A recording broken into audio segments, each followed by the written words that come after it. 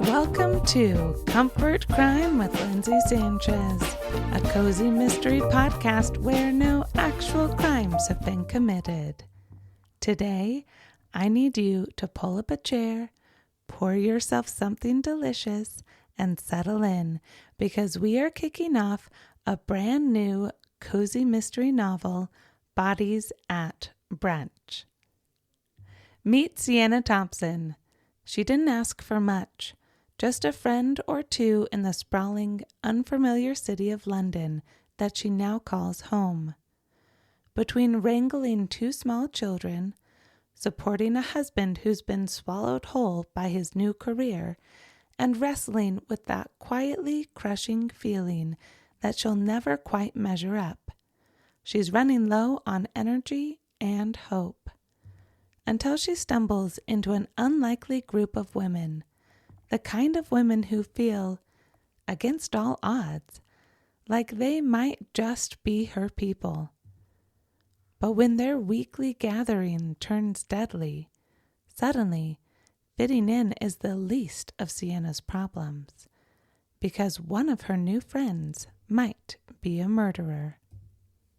For my longtime readers, yes, you guessed it, Sienna is Georgia's sister, because apparently secrets and stories should stay in the family. If this is your first time joining us, welcome to Comfort Crime. Bodies at Brunch is a completely standalone novel, so there's zero catching up required. You've arrived right on time, just like a perfectly baked chocolate chip cookie. I can't wait to get started, but first, an update. You know how authors get asked all the time where they find their inspiration. Most of them give these wonderfully vague answers about the universe or finding stories everywhere they go. And I'm not discounting that, but I'm not like that. I'm going to tell you straight up, Bodies at Brunch was inspired by a very real birthday brunch that my sister invited me to. No one was killed, spoiler, but something about that gathering got my brain spinning in the best possible way. I sat there looking around the table thinking, what if you were invited to brunch and one of your charming new friends turned out to be a killer? And just like that, Sienna's story was born. And though the characters in Bodies at Brunch are different from the ladies that I went to brunch with, and the city is on the other side of the world, I love that a little piece of that first birthday brunch will always live on in this story. I'm so excited for this ride. Let's get started.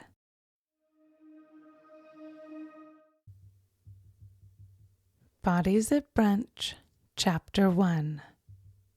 Sienna loosened her scarf as she hurried down Fleet Street. Heat crept up her neck, causing pinpricks of sweat to collect at the base of her hairline. Whether her flush was from the weak English sun or the fact that she was all but running down the crowded street, she couldn't tell.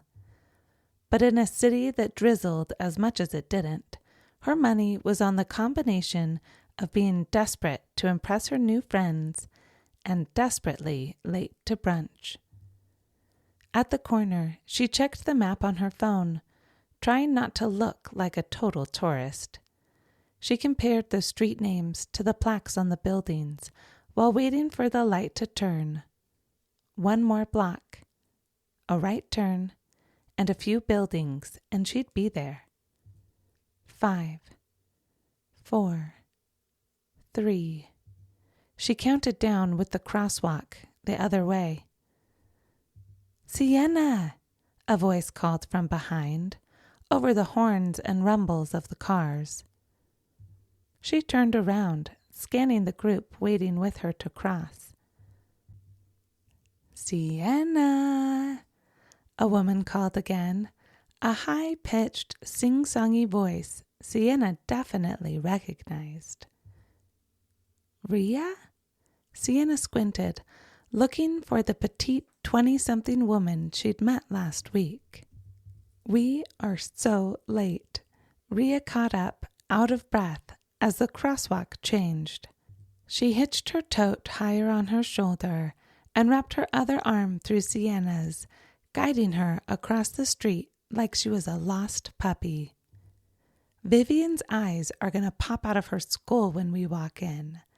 She steered them around the corner. I hope you have a good excuse. I had to drop the kids off at school? This should have been a statement, but it wasn't really why she was so late, so it came out as a question. Still, she couldn't bring herself to admit that after dropping the kids, she'd gone home, changed her outfit 5 times, and doom-scrolled English manners on social media till she'd lost all track of time. Weak. Rhea shook her head, her spiky bun brushing against Sienna's crocheted sweater, poking through the holes between the stitches, tickling her arm. What do you mean weak?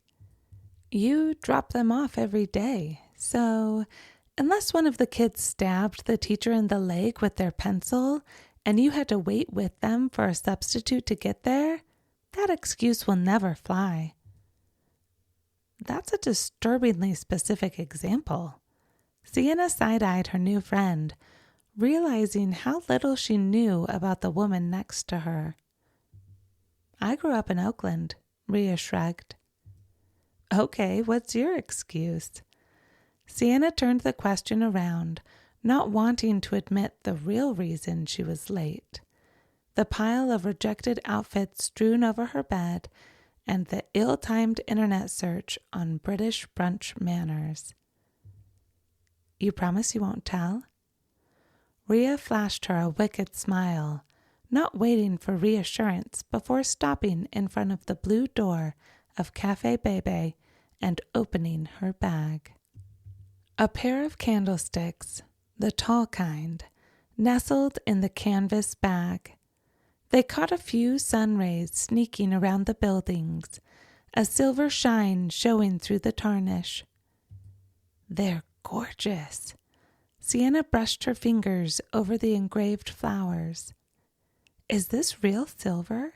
Where did you find them? Thinly plated, probably mass-produced, not worth much, but it made me think of that guy in the movie. Sienna gave her a blank stare. You know, the one who stole from the priest, but instead of having the police take him away, the priest forgave him and said that he bought his soul with the candlesticks. Les Mis? Yeah. Rhea looked relieved that she'd understood. I can never remember names. I just thought it was so cool to find them here, in England, you know, where the story happened. Especially since I've been changing my life lately. Sienna nodded. She didn't have the heart to tell her that Les Mis was set in France. Anyway, the negotiations took longer than I thought. It cost as much as my rent. She put the bag back on her shoulder, tipping a little to the side under the weight of it. I'll be drinking weak tea and having salad for a year to make up for it. They really are pretty. Sienna opened the door to the little cafe, holding it for Rhea to go first, a little bell tinkling their arrival. I won't say a thing to the others.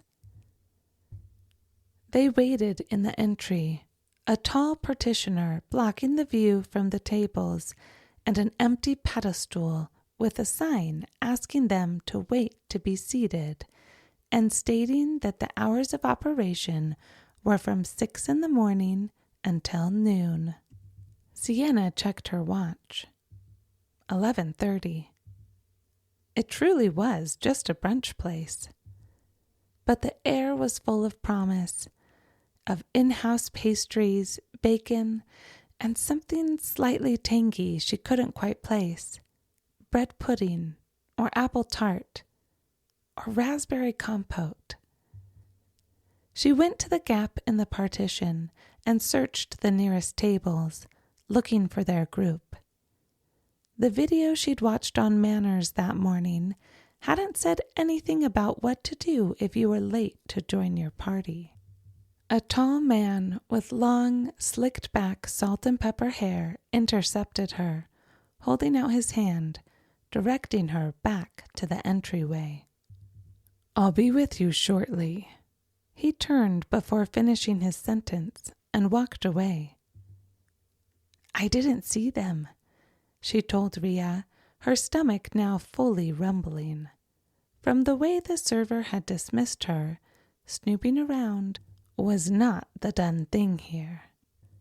When he came back, he stood behind the pedestal, his eyes sliding past Sienna as if she were invisible, and settled on Rhea.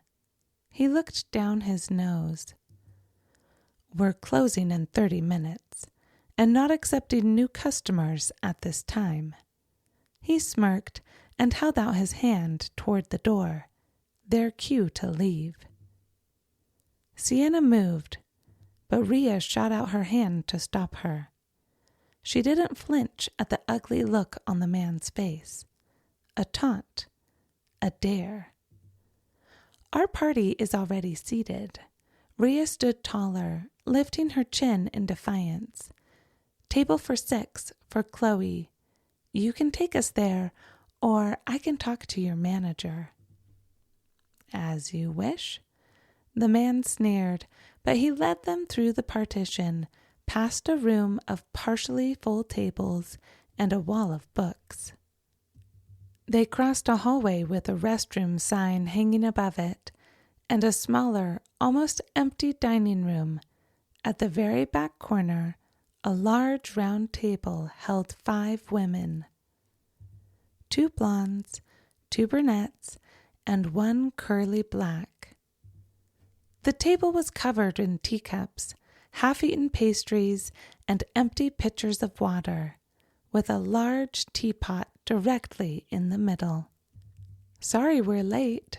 Rhea scooched herself into the back, immediately blending in and claiming the one empty chair. "This is Sienna. Chloe brought her last week, for those of you who weren't here." 5 women looked up, all smiling at Sienna, except the peroxide blonde scowling in the corner. Vivian, Sienna guessed. None of us were there. Vivian wore a pure white pantsuit set with a matching white button-up underneath. The combination should have looked boring, tired, or overdone. She was breaking the main rule of white pants, namely that you shouldn't wear them after Labor Day, but on her, the look was effortlessly chic. Everything, from her gold jewelry to her glowing skin and perfectly polished nails, oozed taste and luxury. It practically screamed expensive, like she'd just walked off a photo shoot for Chanel. "You must be Vivian." Sienna pulled on her chunky sweater, willing it to flatter her frame in a way she knew it never would. The woman raised her eyebrows, but didn't smile. "I'm so glad you could make it." Chloe stood up, interrupting the tension and wrapping her in a big hug. "Where'd you find this one?" The natural-looking blonde on Vivian's right reached out her hand. "I'm Missy. I coach the little critters in football."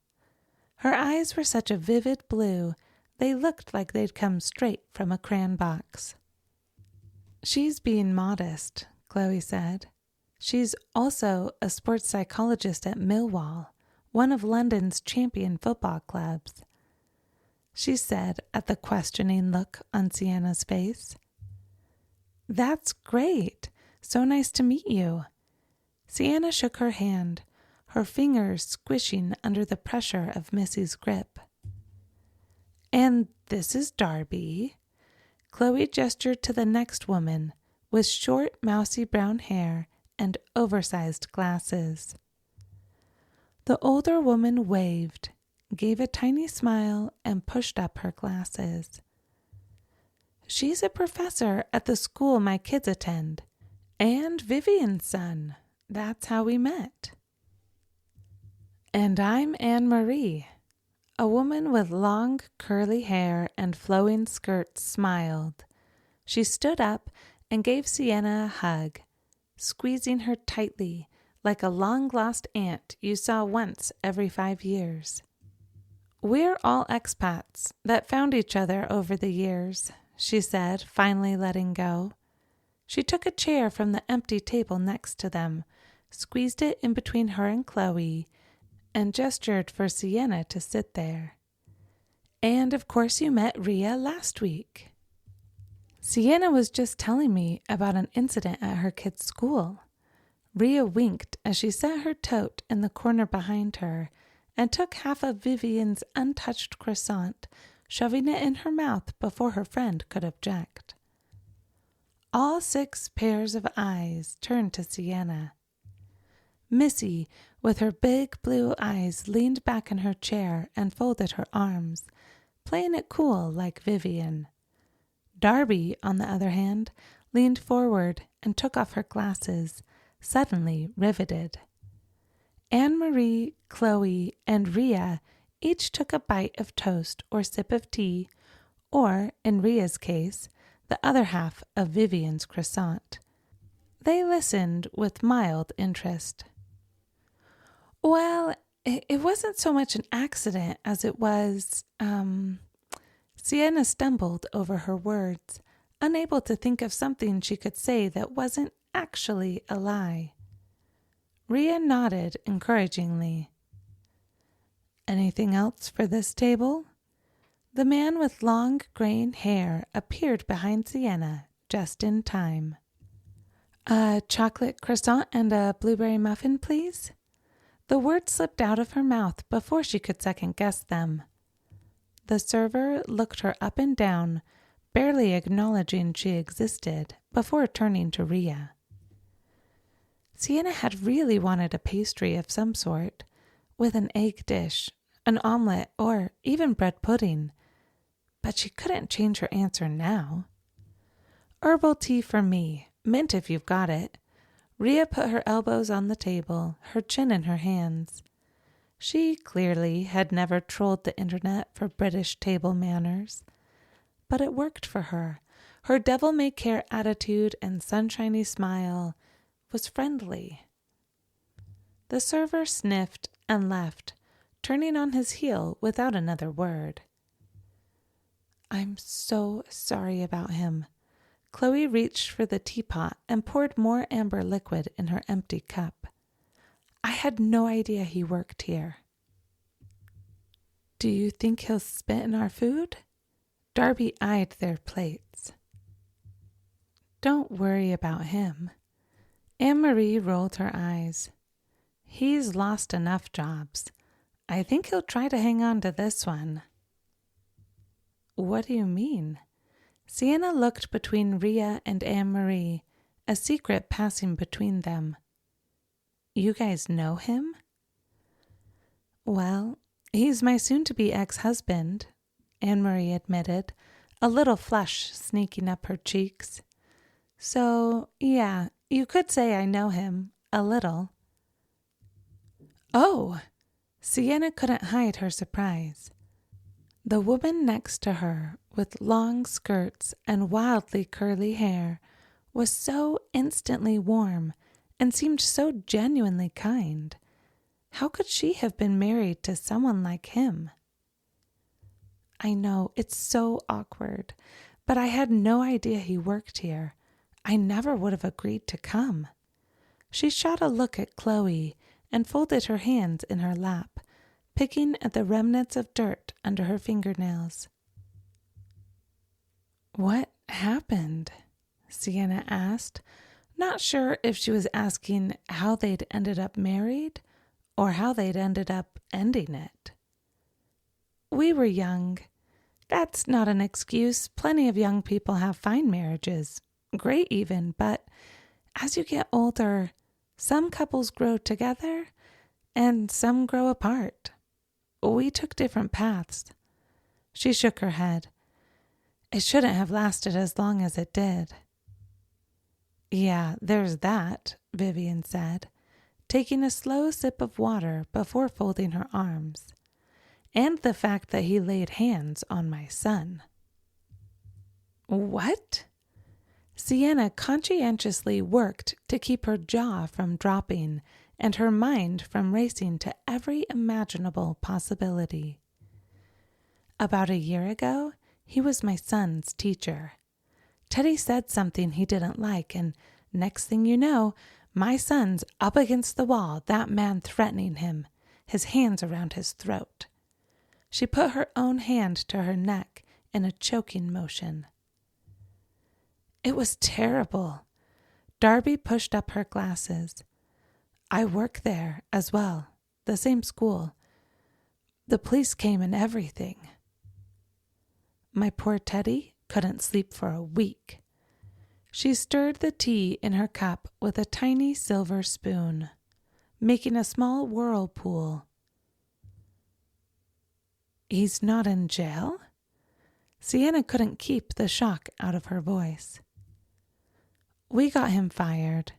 There was no actual damage done, not physical anyway. Bryant got off with community service and my son cried himself to sleep for a month." She got up, brushed invisible crumbs from her pants, and picked up her clutch. "One moment." "How old was he?" Sienna turned to Darby. She couldn't bear to think of someone hurting a child, scaring and intimidating them. All she could imagine was her own 2 kids, their shining eyes and bright smiles. "He was 13, Darby whispered, leaning in. "I don't have children, but if I did, and someone hurt them, I wouldn't be satisfied with getting them fired. I think I'd want to kill them, even if it was just a threat." A murmur of assent flowed around the table, each woman nodding. "That's terrible." Sienna's brain couldn't quite process everything she was hearing, or the fact that they were all sitting here calmly, talking about their server's dark past and trusting him to bring them food. "That's definitely contributing to the divorce," Anne-Marie said. "I could never be with someone who threatens children." A pause settled over them. "Where did you 2 meet?" Anne-Marie broke the silence, obviously trying to change the subject. "I work with her husband," Chloe answered before Sienna could open her mouth. Darby sighed, and even Anne-Marie seemed a little disappointed. Only Missy and Rhea seemed unfazed. "Oh no," Chloe shot up, standing quickly from the table. "Vivian's trying to pay the bill again." She bent over, pulled her briefcase from under the table, and rushed after Vivian. "And I have to use the loo." Rhea scooted behind Darby, edging out from behind the table. "I'll go with you." Missy followed Rhea's path, asking Darby to scoot in a little more to let her by. "So do I." Anne-Marie joined them at the corner of the hallway that led back to the bathrooms. "We'll be back," she waved over her shoulder. Suddenly, Sienna was alone with Darby. The older woman sipped her tea and looked out the window. Sienna took off her scarf, placed it on the chair behind her as they sat in silence. "What do you like to do?" she asked when she couldn't take the quiet tension any more. "I read." Darby nodded to the shelf of books they could see through the sliver of partition to the other side of the dining room. "Do you read?" It had been years since Sienna had a relaxing moment to herself, and honestly, no. She wasn't particularly fond of reading, unless it was a book on fashion or interior design, but then she mostly liked those for the pictures. "When I get the chance," she said, instead of telling the truth and risking a return to silence. "Read anything good lately?" "I read a lot of good things." Darby took a bite of her sandwich, chewed and swallowed, before dabbing her lips with the cloth napkin in her lap. "Wait here." She grabbed her canvas bag from the floor beside her and slung it over her shoulder. "Should I come?" Sienna spent most of her days alone. While Daniel was at work and the kids were at school, the last thing she needed was to sit by herself at a table in a strange cafe full of food that wasn't hers. "You relax." Darby took a thick hardback from her bag. "That shelf is a give-a-book, take-a-book library. I'll see if there's anything good for you." She passed the heavy book between her hands, as if considering it as she made her way to the other room. Abandoned, Sienna sat, her stomach rumbling. How rude would it be to steal a bite of Darby's sandwich? Probably very. She was obviously still eating it. But that pot of tea in the middle, what would Mr. Manners say about sneaking a sip? No one would see her. The few guests that had been there when she and Rhea had first arrived had trickled out as she met and chatted with the other ladies. In fact, outside of their server and their jumble of mismatched women, she hadn't seen another living soul since Bryant had taken their order. A loud crash came from the back. Sienna jumped, looking around for the other ladies, and a clue to what had happened. There were no curses, no screams, just silence. It had definitely come from the hallway that led to the back of the restaurant and the bathrooms. Probably from the kitchens. It sounded like a whole rack of pans had dropped from the ceiling. What was that? Darby came back to the table first, a new book in her hand and a questioning look behind her glasses. Vivian and Chloe came through the partition together, looking for the source of the sound. "It came from the kitchen, I think," Sienna offered, though why she was expected to be the expert, she wasn't sure. "Or the bathrooms," Chloe said, a worried look on her face, showing the concern she didn't want to say. Sienna stood, her empty stomach and unpracticed manners the least of her worries now. The four of them walked together, 2 and 2, down the narrow hall. Vivian and Chloe led the way, Sienna and Darby following close behind. Darby clutched Sienna's arm with one hand and her glasses with the other. "You check the bathroom." Vivian pointed Chloe toward the bathroom door. "I'll look in the kitchen." Vivian swung open the large metal door and screamed. If you enjoyed this episode, please share it with a mystery-loving friend or consider leaving a review on your favorite podcast player. Most of all, thank you so much for being here today. I loved it, and I'm already excited for next week.